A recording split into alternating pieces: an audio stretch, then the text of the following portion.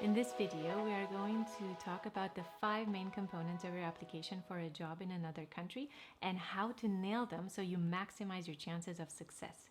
I'm Deanna, the creator of the SmoothSir program. I help professionals who want to move abroad to create a clear and easy to follow step-by-step plan covering all aspects of your move, from getting a job to creating the right moving budget, from managing your emotional roller coaster during the move to creating a strong relationship network in the city you're moving to, and from integrating into the new culture to really feeling at home in your new country. Now let's look at the components of the application for the job abroad. Number 1, your resume.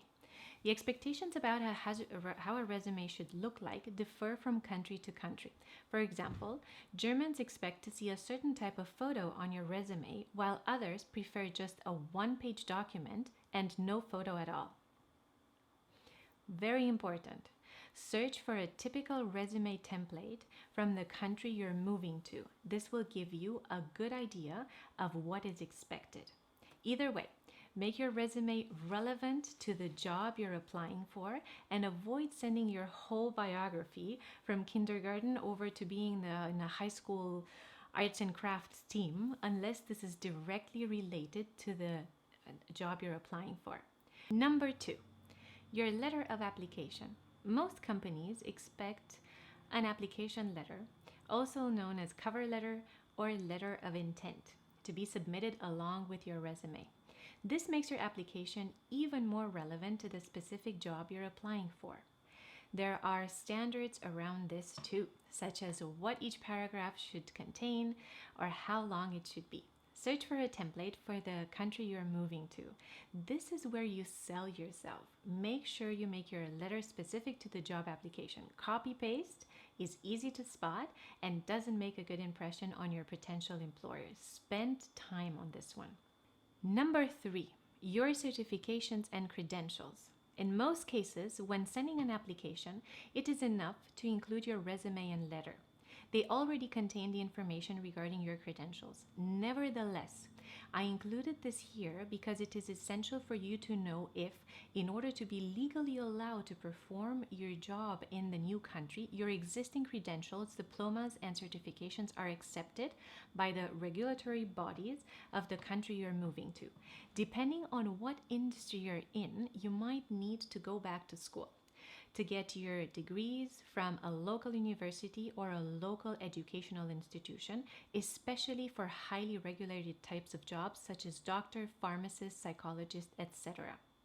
In other cases, you might be expected to have a certain type of certification in order to even be considered for a certain job.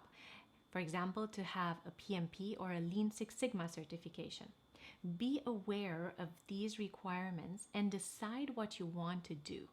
You might not need to do anything because your credentials are accepted. You might decide to invest the time and money to study, or you might decide to switch gears to another career. It's your decision. Moving abroad is, after all, a new beginning. Number 4, your paperwork. In most cases, you will not need to include your paperwork when you first send your resume and letter. But please note that it is important to let your employer know about your paperwork status. For example, do you already have a work permit? Have you applied for a working visa? Are you expecting that your employer takes care of this? This is very important information for your employer. You can mention it either in the letter of application or in the email you send with your application, or you can send copies of your existing work-related paperwork. Make sure this part is clear and straightforward.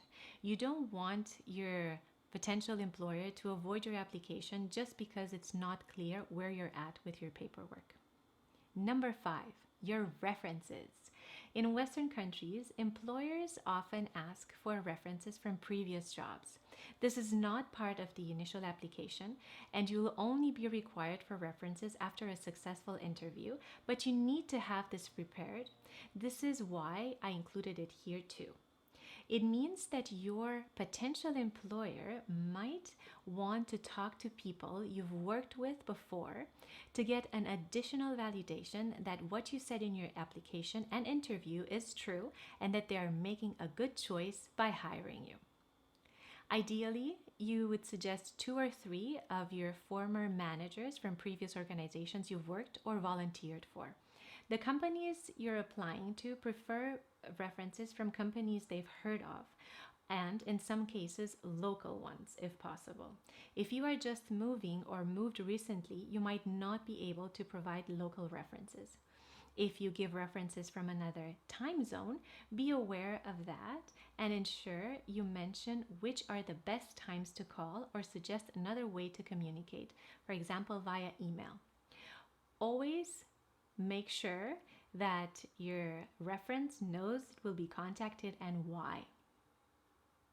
Once a company asks for references, this is a very good sign. Just to manage your expectations, please remember that depending on the industry you're in, there is a certain rate of return when it comes to companies inviting you for an interview. It is often low, sometimes under 10%, even under 5%. If this is the case, do not be discouraged. Continue to apply to as many jobs as possible because the more applications you send, the more you increase your chances of obtaining a job. So, what are the main components of your application for the job abroad? The main ones are resume and letter of application. Make sure you have country-specific templates and that they meet the local expectations. Then you have the credentials and certifications and the paperwork. These might not need to be part of your initial application, but they need to be mentioned in your application. Lastly, have your references ready in case your potential employer will ask for those after a successful interview. So, are you ready to write a successful application? Well, let's do this. Follow me for more tips like this and check out mymoveguide.com to access more awesome resources for professionals moving abroad like you.